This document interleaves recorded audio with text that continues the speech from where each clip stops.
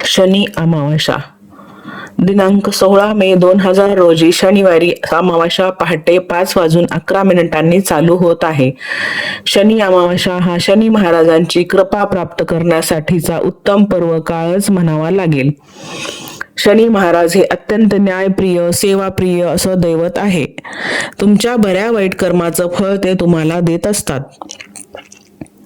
शनी म्हणजे न्याय, शनी म्हणजे कष्ट, शनी म्हणजे सेवा, शनी म्हणजे विरक्ती, शनी म्हणजे कोणत्याही फसव्या गोष्टीचा दारुण अंत. शनी महाराज आपल्याला मायेतून बाहेर काढण्याचा प्रयत्न करून सत्य आणि शाश्वत असणाऱ्या परमेश्वराची ओळख करून देतात. शनी महाराज आहेत म्हणून जग थोडं ताळ्यावर आहे असं म्हणायला हरकत नाही. नाहीतर अन्यायी, दुष्ट, कपटी लोकांनी उच्छाद मांडला असता.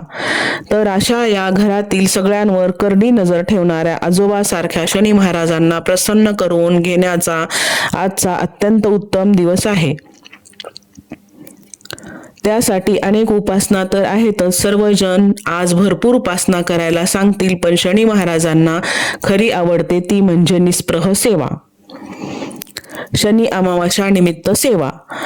कोणत्याही वृद्ध लोकांना किंवा वृद्धाश्रम मध्ये जाऊन खाण्याच्या वस्तू, फळे, कपडे, चादरी, ब्लँकेट, पायमोजे किंवा औषधासाठीचा खर्च यापैकी आपल्या पात्रतेनुसार जे झेपेल ते करावे. वेळेअभावी आश्रमात जाणे शक्य नसल्यास मनामध्ये संकल्प करून ऑनलाईन पेमेंट पाठवून द्यावे. कष्टकरी लोक, सफाई कामगार, नोकर, शिपाई वर्ग, कामगार वर्ग यांना कोणतेही तेलकट पदार्थ परंतु आरोग्यदायी असणारे खाऊ घालावेत, जसे की भजी, वडे, फरसाण, चिवडा, पुरी भाजी इत्यादी. गरीब मुले मुली यांना शालेय वस्तू किंवा खाऊ वाटप करावे. अनाथाश्रम मध्ये देणगी स्वरूपात रक्कम देखील पाठवू शकता.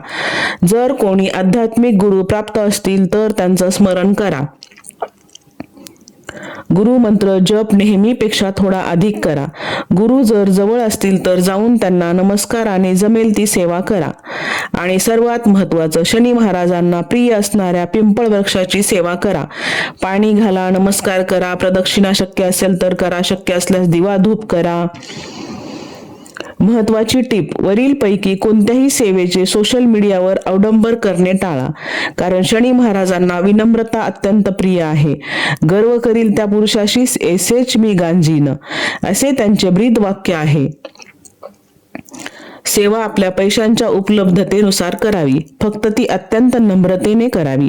शनी अमावास्या निमित्त करावयाची साधना. शनी मंदिरात दर्शन, शनी स्तोत्र पठण, मारुती मंदिरात दर्शन, हनुमान चालीसा, मारुती स्तोत्र यांचे विषम संख्येत पाठ करावेत. पण जेवढे पाठ कराल ते अत्यंत मनापासून शांतपणाने करावेत. केवळ अधिक संख्येत पाठ करण्यासाठी गडबडीत विचलित मनाने पठण करू नये.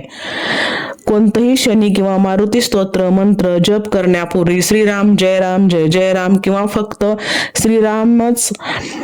श्रीरामाचा थोडा वेळ जप करावा.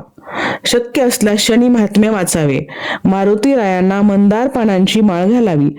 कोणालाही दुखवू नये, वाईट बोलू नये, तिरस्कार करू नये.